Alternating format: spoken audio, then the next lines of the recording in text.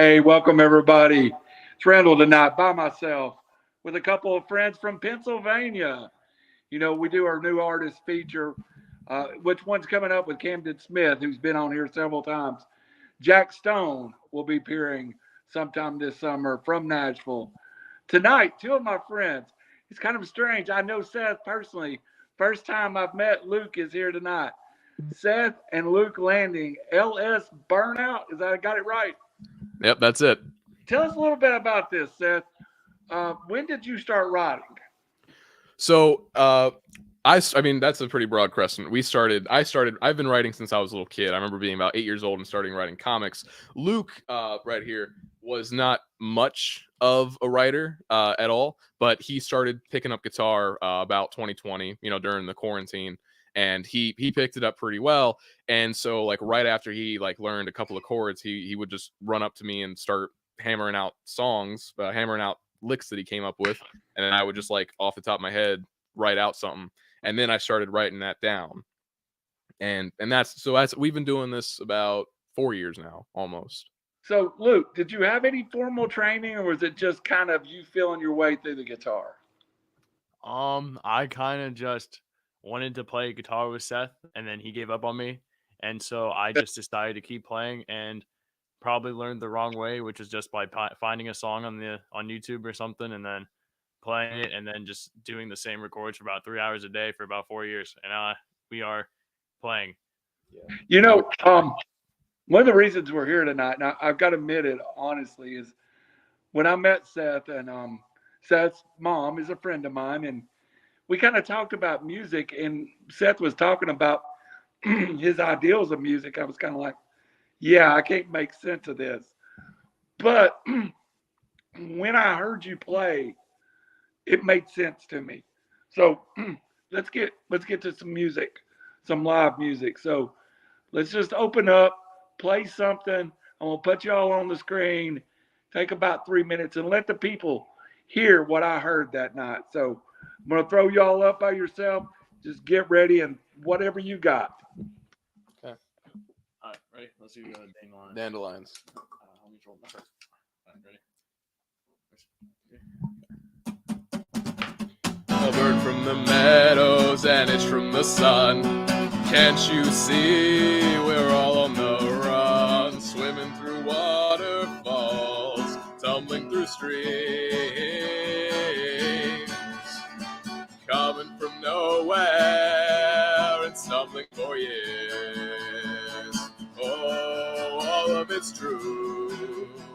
Wander into the meadow where the dandelions swallow you.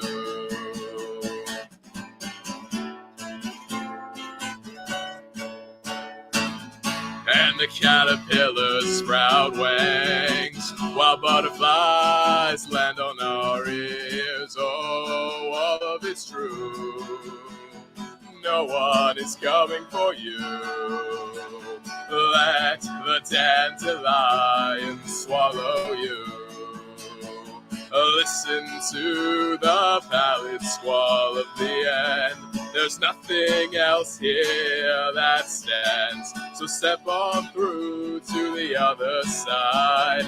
Here there'll be a million eyes. Oh, all of it's true.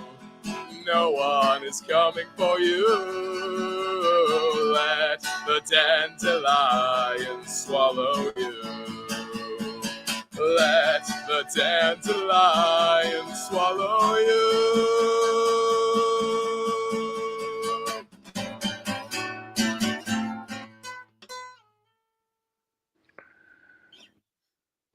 All right, guys. That's what I was talking about. Got a drink of water, going a little better. It is, Luke, how would you describe that song? I mean, it is almost a punk. It's kind of all over the place. So I just kind of about the song, I just kind of pick it up, and then what I'll do is I kind of just play as fast as I can, and that's called folk punk. It's like just, guitar, but it's punky. And then, and then Seth over here, the guy that makes the lyrics, he's the one that makes the meaning to it. I just make the sound that becomes the meaning of the song and backs him up. and that's how we Dandelion came to be. Seth, do you write lyrics or do you listen to a lick that Luke maybe wrote? He runs up into my room, says, I have a new thing, start singing, start singing. And so then I start randomly throwing out words. If there's like one lyric that I make up, then I write that down. I like that. And then everything else I kind of dump. And then we'll go again. I'll have that lyric and then make more stuff up. And then I find like one or two lyrics that I like and then just jot that down. It's all right. like very stream of conscience. All right. So with the sound, it's so different. Who are the influences on your music? Folk punk artists as Pat the Bunny. We my favorite band is Tenacious D, which is made up of Jack Black, the actor, and Yeah. his bandmates Kyle Gass. They're just comedian writers, and their music is just comedy pretty much. And so I kind of just like adding fun to the music we play, and I don't worry about the meaning because Seth's job, he focuses on that, but I'm just there to make the guitar part, and then that's just how I do, and that's my influences on the instrumentals. Yeah. Ironically, I was listening to Tenacious D driving home tonight. Oh, really? What song? Yeah, it's great. It's great music, and I love it. Kind of the same vibe you and Seth have. Tenacious D brings like almost a metal vibe to acoustic music, where you bring almost a punk feel. I love that '70s punk era sound. Before it became back in the raw days. Before the Clash was ever played on the radio, and I hear that kind of raw, untamed lyrics. Seth, is your lyrics obviously it's not literal because the dandelions are not going to eat me. Is it wrote in metaphor? It kind of is. It's very like I said, stream of conscious. So I like just it sounds cool. A lot of like what inspires my writing, like when he'll ask me to like write something, usually I'll just like start writing like off of shows that I recently watched or like a book that I just read. So a lot of it is like immediately just transplanted. So the dandelion thing is kind of metaphor. Like Luke's always like, oh yeah, Seth will put in the meaning. He like honestly, I don't think too much into it. I'm like, oh, that's just a cool line, like being swallowed by flowers. That's neat. That's a neat image. You know what I mean? That's kind of the extent of it, which I like to think is like a very punkish way of thinking of like, it sounds cool, so I'm gonna use it. So, I mean, the first time we talked about it, I guess I gave you a yeah, because you talked about acoustic punk, and I was like, yeah, I don't want to hear this. Then I heard you play a song at an open mic night. Is that where you're trying the music out mainly right now? Is open mics?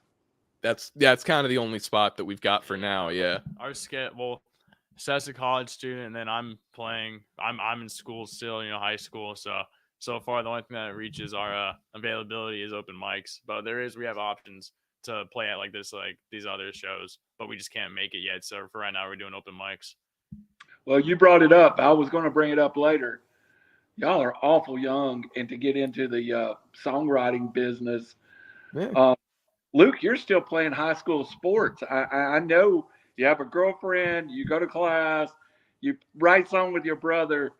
I mean, when do you have time to sleep? I sleep, I guess, after I'm done with everything else at night. It's about 11:30, and I pass out. And thank God I'm a light sleeper, and I can wake up whenever my alarm goes off, which is very nice and convenient. And your sport is? I play volleyball for my high school. Volleyball. How'd you get into volleyball? I mean, was it just something that attracted you? I mean, I really love playing, keeping a balloon off the floor. And then about fourth grade, we played volleyball, and it was terrible. But I was like, this is pretty, just playing balloon off the floor. And I wanted to keep doing it, and then started actually playing in high school my freshman year. And that's just how I started playing volleyball. That's cool. Very cool. Very cool. Is there anything about songwriting that is competitive like sports would be? I remember thinking we're at our open mic that you saw. I was thinking, man, hopefully we can, make our sound as good as everyone else's.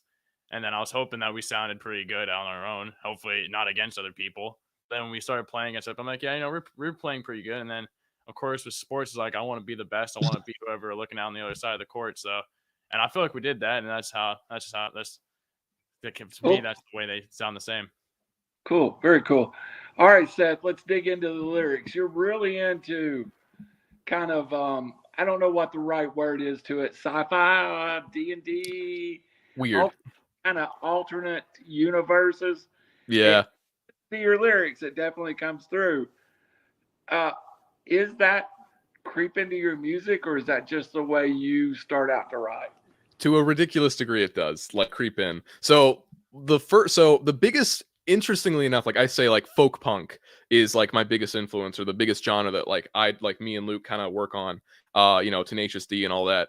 But honestly, I think the biggest thing that inspires my lyrics was probably Vanessa Carson, I think her name was, 1,000 miles. Yeah. uh, because that one lyric, if I could fall into the sky, that lyric was like super interesting to me as a kid when I first heard the song, because it's like, what does it mean to fall into the sky? And so all of my lyrics, like even today, still have that kind of like imagery of like someone floating, or the planet cracking, or sunspots, meteorites falling around, like that. To me is like, that's like my biggest source of creativity, to the point that like for a while there it like kind of infected all of my songwriting, and Luke would just be like, this is just Inferno again, or this is just the same song, we gotta like. So I started like testing myself to like not write only about that, so also just like weird metaphor like dandelions, or like a big garden. So So as you grow your songwriting skills, do you ever find subjects that you want to write about that's maybe different? I mean, do you ever just sit down and say we're gonna write something that's happy and daisy, and somebody falls in love and somebody does something, or is it still just your world in your head that hits the paper? yeah, that I mean, like I think what the common assumption is when you say, oh, I write music, the first thing is like, oh, you must write a lot about like relationships, or like certain human emotions, right? But like to me that's not like what inspires me when I try to sit down to write something. What inspires me is much more like just weird ideas, just like weird images, or like weird like science fiction, like weird TV shows, just stuff that like you can think like, oh, that's an interesting image, and then I just go with that. To me, what doesn't so like when I so that is always kind of the first preference, is like, what do I think would be interesting to sing about? Oh, some dude that's like floating into the air. And then again, if I sing too much about that and it gets like repetitive over multiple songs, then I bring it back down and I'm like, there's a valley. What I really find interesting is like singing about like landscapes, or like there's another song that we have that's literally just called like Pond, or just I like singing about like Grand Canyon, or a big pond, or like again like a forest or something. I find a lot of influence from nature, and I think that comes a lot from my time listening to a lot of like black metal, which takes a lot of it. Like a lot of the artists that make black metal are very into like forestry and like nature. They like to sing a lot about like big forests and wintry like landscapes. So that also had a big influence on me. Well, Luke, when I was talking to Seth, he brought his influences from all over the place. Are they things that you listen to that's not influenced by your music? Do you like different genres? When you get in your when you're driving down the road, what's playing on the stereo? Um, my music is very. I listen to a lot of Beatles, their later stuff, their psychedelic stuff, which is hard to replicate on a guitar. Well, just a guitar, but I try sometimes, believe it. Um, and then I'll also listen to a lot of their own stuff. I listen to some, embarrassingly, but J Rock. I do listen to a band called The Pillows, and I can't understand what they're saying, but I like the way it sounds, and so I try to bring that into my guitar playing.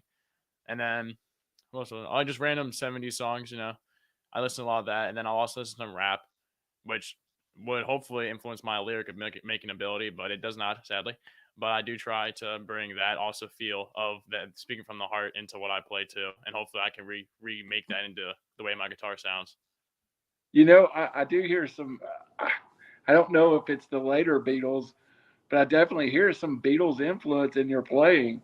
I was going to ask you if you listen to the Beatles a I lot. do, yeah. Yeah, I love the Beatles because there's nothing there's nothing better than the play on words in the Beatles music. I think you got to have two songwriters to get that good and bad of Lennon and McCartney, and you get the happy McCartney and and the angry, sad Lennon always. So I always think about, I think the greatest lyric ever wrote by the Beatles was that song, "It's getting better, it's getting better." And then all of a sudden, Lennon writes the line, "It can't get much worse." I think it's just brilliant in songwriting. Seth, what do you want to do with these songs? Is it something? Now, understand, you might write 1,000 songs before you find one that somebody wants to record or something. Yeah, is it everybody's goal to record their songs or have somebody record a song you write? I think the general assumption is definitely there's a lot of like actually kind of going back to like when you said like you were really young to be doing this. There's a lot of like kids that are even younger than me, or there's kids about Luke's age that are like already self-releasing their own stuff on TikTok or Instagram a lot of the times. So like there's the immediate assumption, I think, like for a lot of people that write music, there's the immediate desire of I made this, I want to present it to the world, and I'll do it through a record or I'll do it on my own. I don't care which. For me, this is more like just an exercise. I like going to shows. I like doing the whole open mic thing. I want to do more of that. We haven't done nearly enough yet, but I want to do more of that. But like actually seeing us getting like signed or anything, I personally can't see it, but I know for Luke, like, you know, for you, it's a bit different. I want to do music for my life, and I wish you felt the same, but that's okay. But I do want to do this for my life. I can't imagine myself working a 9 to 5 behind a desk and not being able to do what I love. Because I remember my music teacher said in like first grade, and I was 7 years old, bro. He says you work if you love your job, you never work a day in your life. And then I think about that a lot, and I was like, well, if I could be happy with the job I love, I want to do music, and that's what I'm trying to work towards now, and trying to make as many songs as we can, and still trying to make quality. So it's not completely quantity over quality, but we're trying to make them even quality. And then I'm just trying to hopefully get enough, and then hopefully someone picks it up and likes it, and then we can just keep releasing. That's awesome. I mean, because you're really in two different journeys, but you're on a journey together. Yeah. I want to get another song in. I'm just I'm gonna cut the mic off. I'm gonna put you on here and just play something for us. Okay. Pond. Well, we're gonna play the song we mentioned before about the landscape called Pond.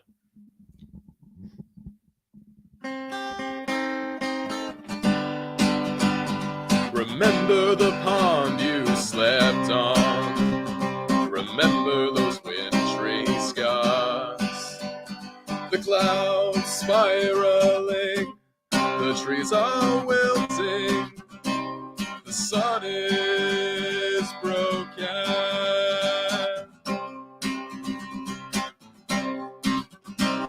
See her standing there, her yellow eyes reptilian and fair. Can you feel your fear? Can you see their teeth? A millennium has passed. These 1,000 years are last. The clouds spiral towards the sun. The sun is brown, descending to the ground.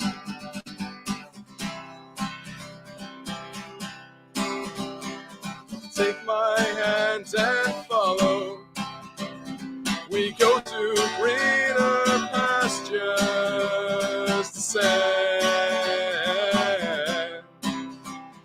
descend into madness. Forget your own fears, forget your own things. There's nothing like that here. A millennium has passed. These 1,000 years could never last us. A millennium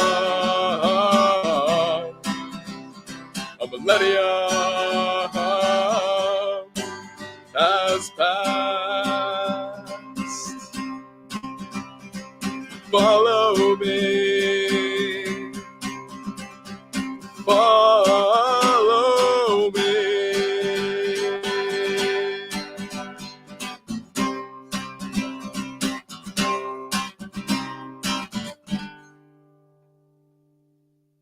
All right, guys, I just got a text from a friend writer. another friend who's a writer too, and Yeah. he was talking about. He said that song what you were playing had great structure. So tell me about structure then in a song, and that's not something people talk about a lot. No, it isn't. It's actually funny we should bring this up. It's funny because I'm in the middle of taking a music class in college, and today we actually brought up structure as well. Now in classical music, which is what we listen to in that class, there's a lot more like in-depth discussion of like the repetition and different dynamics that make up like a good structure for a song. And I gotta tell you, I do it mostly just off the cuff, and so I don't put too much thought into it. The most I think is, okay, there should be a section where we have an intro with me singing with a big stanza of something, then the chorus, then structure, then the next part, and then the chorus to end us out. It's very basic. But I mean, if someone else like heard like, oh, that's some good structure, then I mean, I am not, I guess it works. Yeah, that was intentional. But like I said, it's not complex, but it is rustic. Yeah. Um, Go you ahead. go. You Well, I was going to say the simplicity is the structure in a lot of ways. Go ahead, Luke. I was just gonna say to fill in the blanks where he put something something yada yada. We start off with our chord. I start off with my chords, and usually I'll make that as our intro, and then it'll just go along as we're going through the melodies and everything, and then we just go, and then we'll get to the chorus first, and then I'll I'll add on to the chord progression, and then the more I add to the chord progression, the more it progresses into our bridge, and then I'll make our bridge, and then Seth, I gave him a breather, and then so he can formulate ideas. And then we come back together to keep going with the melody, and we usually go to the chorus after that, and then I'll finish off with a little lick, and that's our structure, I say. That it's unique. You kind of have a pattern that you write in, and I don't know that everybody understands that dynamic. Luke, before I leave you though, you got a guest there with you. We at least got to get her to shout out here if she's not going to jump on camera. Hi. Ah, My name's Presley. and who are you named after, young lady? Because that's the greatest name ever. Yeah, I'm named after Elvis Presley. We had to get that in. And you what? I'm sorry. Your sibling is named? Dylan. Yeah, and let me guess. You got a family member who plays music.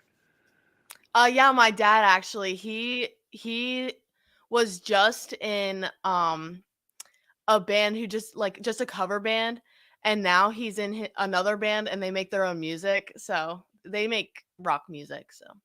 Well, you had to get on and at least say hi. Thank you very much. Yeah, of course. Thanks for having me. Hey, Luke, what's it like to have your girlfriend listen to you play? Does she get you more nervous, or do you feel more at ease? I have a bracelet she gave me that when I was playing at our open mic, the one that you saw, I was looking at it during it to calm my nerves down and not drop my pick during it. So it was very nice to have that. That's so cheesy. Well, I don't care. But it does calm my nerves with everything. It's very nice that she's there to support and she listens to our music, which is great. Hey, it becomes music becomes not just about the people who write it or play it, but the group who support you and around you. And a lot of times the best inspirations come from your friends and your family and your girlfriends. And don't ever leave that inspiration. I think I don't write music, but I write poetry, and I think about half the people I write poetry, or half the poetry I write, are about people that I know. But if you read the poetry, you would never know it was about that person. So it is definitely important. Guys, as you take this out to the world and get these opportunities at open nights and stuff, what amount of a set do you have put together right now? How many songs do you have? We a few months ago, maybe a year ago, we sat down and we put all of our songs into albums that they're not going to be put together at all, but if they ever were, which hopefully they will be. But we have I'd say about 3 of them, and each has about 7 songs. But we usually main our the 7 or 8 songs that we had set for our open mics that we'll be playing at. All right, guys. Here we're going to do something not about music. I'm going to ask you I'm going to let people get to know you a little bit. All right.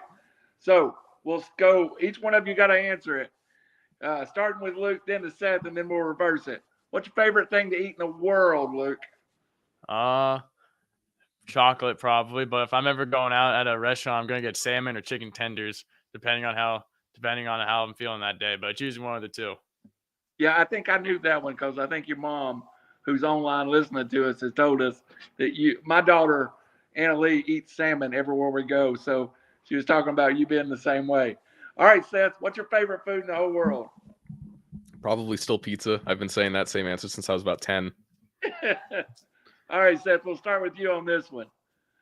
If you're not playing music, you're not in school, what are you doing for fun? Writing. I do a lot. Like, honestly, like the songwriting thing is like maybe like a sliver of like the writing that I'm doing in a given day.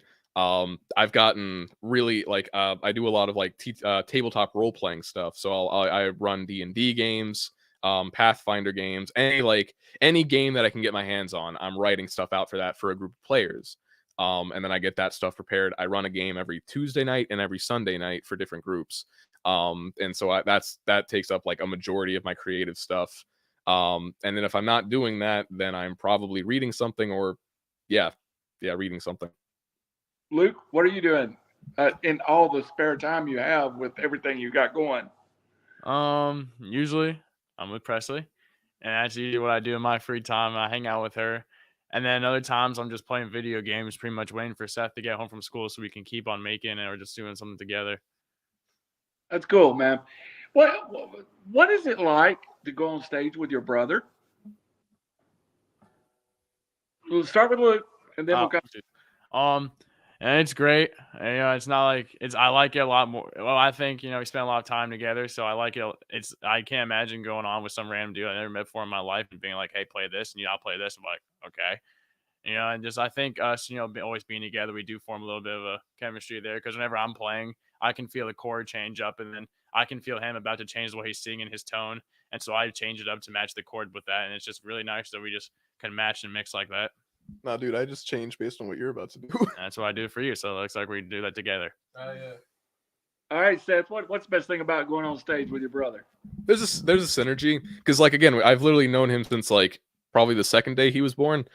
So like I know, like, we've grown up together, so there's this immediate sense of like, I believe in like this sort of like energy between people. So like we just have like this sort of bond as brothers, like that we've known each other all the time. We we spat and like we argue at some things, but for the most part it's just like, oh, all right, dude, sit down and do this, sit down and do that. And honestly, we're able to bring that on stage, I'd say, like pretty seamlessly, of just like, all right, now we're gonna sing this, and we just launch into it together. You know what I mean? All right, of your music that you're listening to, and I had a Venom shirt on one night. We saw each other, and you immediately went to Venom, and knew the stuff about it, knew everything about it. What band do you listen to that would shock people? Probably anything. Actually, you know what? I'm really into Venetian snares. I think when I say that, like any other person that like listens to me is just like, what the heck is that? And then I try to show them a clip, and it's like literally incomprehensible. It's just a bunch of random like drum beats that are just like smashed together that this dude like mixes on like a soundboard in front of a live audience. It's insane. And in that one's probably like the weirdest one. And then everything else from that is just like screaming metal that I listen to, like Polish black metal or Norwegian black metal. Yeah, your music influence was just like off the chart. Everywhere else, yeah. Luke, what do you listen to that would shock people? I think I'm pretty much a vanilla person, but probably the J-Rock thing with the pillows and maybe Tenacious D. I know they're very popular. As as I mentioned, you played in your car, but I think that maybe that might shock a little people. Maybe. Yeah. When you said Tenacious D, that's kind of my guilty pleasure because my music taste comes from, I love metal and I love country music, and that's not the two things you would put together normally in life. So kind of that acoustic rock of Tenacious D kind of talks to me. All right, Luke, when you are writing and you're, you know, playing out your chord patterns, do you ever just get to a place you're stuck? And what's your exercise kind of to get around that? Usually what I try to do with every song that I'm working with or that anything I'm trying to figure out for Seth to make lyrics to, I'm always just how do I make this sound different than everything else so I don't sound the same every single time. And what I'll do usually is I'll just play something completely that has nothing to do with anything. And then just after I go through every single chord that I know on the guitar, I'm like, oh, those didn't sound that bad together. And then I put those together. And then I just keep doing that over and over again until I make something new. And then I throw a few like guitar chords and like something like that, maybe just in between it to break it up a bit. And then that's how I keep myself from getting stuck and keep myself from reaching a plateau of boredom. Very good answer. Seth, you have the perfect 3 lyrics and you can't find the 4th one. What do you do? I do write them down. I usually, it's not really lyrics. That's the thing though. I never have like lyrics that pop into my head. I have an image. I'm like, you know what? There's a blank, there's a white mask that's in a dark room. And then I'm like, I don't know what I could do with that, but I'm going to write that down. And then Luke will come up and be like, Seth, sing something, because he's got a new like collection of chords. And so then I go back to that like collection of thoughts of just random images. And then I'm like, all right, we're going to use this one. And then I just start making up lyrics around that. So if I like, so it's rare that like if I come up with something that I'm stuck on, I usually just like, I mean, the obvious like writer's block here is just take like a day or 5 minutes to like step away from it and then like wait for the idea to come back. But when it comes to lyric writing, that really is just like spur of the moment. Oh, that's a cool idea. I'll write it down and then I'll wait till Luke has something and then I might pull influence from that idea, you know. Guys, I'm speaking from my heart and I mean it completely. When I ask you to be on here, it's because I thought your songwriting was good.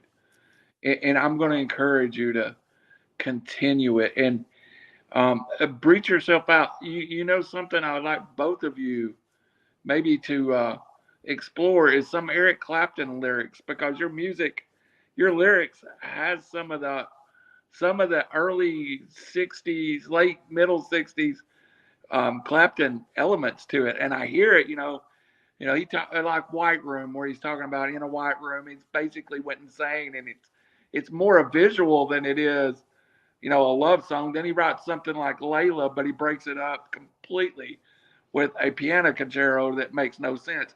And I think he does that. I think you put two things together that might not be normal, but it sounds good together. So I keep writing because you have a special, special talent. Before we get off, we're going to get one more song, but I also have one more question before we get off from here. When you are writing a song, at what point is it done? Well, I hate to leave the songs that we have on a note where it's like, okay, we'll finish this later, and then we never come back to it. I hate doing that because it's in my head for the rest of my life. There is one song that isn't finished yet that we've been working on for months that we just never get back to. Yeah, and it's annoying, but the way that we know when a song is done is usually I'll look at him and then like I'm playing and then he'll stop singing. I'm like, oh, okay, he's done. And then I just I make a little finishing lick to it, and then I'm like, okay, it's finished. Then we look at each other like, okay, put that down, and then we record it, and then we change it about 20 times, and then we're done. Yeah. It's never the final note that we change. Like when we have that final note during like the first couple of sessions, that's done. And then everything after that is, all right, Seth, this lyric is dumb. This lyric is bad. Let's change these lyrics. And then everything else is just the middle part. We're really good at doing openings and really good at doing closings, and I mostly chalk that up to his guitar writing because he just does good chords. It's the middle section that I have to carry that I am, that's what always has to change the most. I really do think, Luke, you open and close the song really, really good. So I compliment you too on that, because in the one song that really caught my attention, it was like before Seth started singing, I was like in love with the song because you wrote such a great opening. Okay, but I was going to go ahead and close the show, but tell me about writing an opening and close, because that's different. than writing a lyric or playing underneath Seth? It's really your time to kind of shine, though. I think I can think. I'm pretty sure I can think of the song you're thinking of. Was it? It starts off like. Yeah, that I just what I'll do is I'll just pick a chord because that the chord shape that's from is in the song. And what I'll do usually is after I figure out chords or something, I'll go back to the intro and I'll think, okay, let me break this apart and let me just play single notes and hopefully that sounds good together. And then I just put into the song and I make more single notes, and that's how that opening that you said you liked a lot, which I appreciate that you said you liked, and then I'm like I roll with that, and then hopefully I can, and then I finish it off with that too. And so sometimes I'll go back to the intro and I'll finish it off. Sometimes I'll make something completely different, and hopefully it doesn't sound as bad as I hope it doesn't, and then it sounds good. You're your worst critic at times, are you not? He is, but it works out. It is. Who has the final? If something is not working and you both feel it, is one of you like the guy that goes, "Let's just kill this. It doesn't work." I'll take that honor. Yeah. I feel like I'm the critical one in this. I'd say, like, I mean, there's plenty of lyrics that I'll write where I'm like, okay, this whole section I got to delete, and then like I'll try to come back from. Now we don't do that often. Usually it's just like one lyric or one line that I want to get rid of. But like I think I'm most actually no, I think he's more critical about the lyrics than even I am. So yeah, I think he does earn that title. Cool. Do y'all got one more song for us? Do you want to play Scattered Matter? Yeah, sure. Yeah. He's got to get his capo for this one. Okay.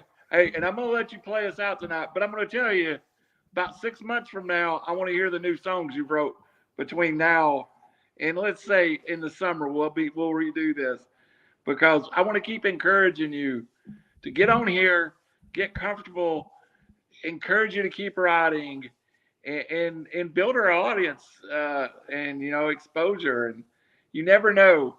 You never know. Just remember, all this ends up in the big worldwide web, and we never know who's going to find it. So both of you, please just plan on coming back and have something new for me next time, maybe. I love that stuff. So I'm going to let y'all play us out. When you finish the song, I'm going to hit end. And again, this is Randall Cunningham on RiverCity-Media. We're doing a new artist showcase this week and next week and the week after. Football season's ended, so I've got to do something to get programming out. So we do music. And, you know, I love this time of the year, and I love working with young people. So come back and see Seth and Luke again. And I you know, guys, I'm excited about your future, so just keep writing. So here it is. It's on you, and I'm going to sit back and listen. I know that. This one's called A Scattered Matter, and it'll be the last song we're playing today.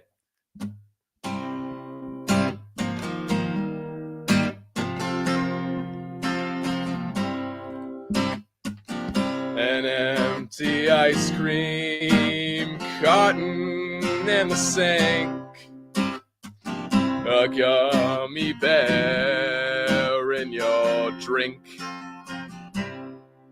refrigerator is upside down, the shelving's all on the ground, the TV in shambles, inside it's grandpa.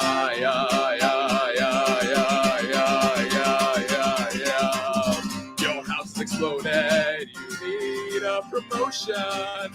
You're out of mind, out of time, got no sight, got no slime, got nothing here but slime.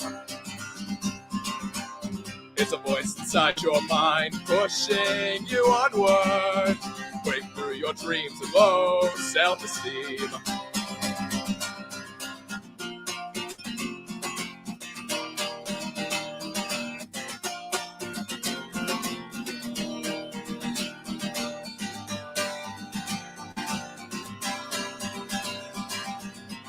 Imagine a woodpecker, it's flying higher. Its wings drawn and light, see for yourself and seize the sky. Remember the woodpecker, it's flying onward, pushing you farther through your eyes, inside your mind.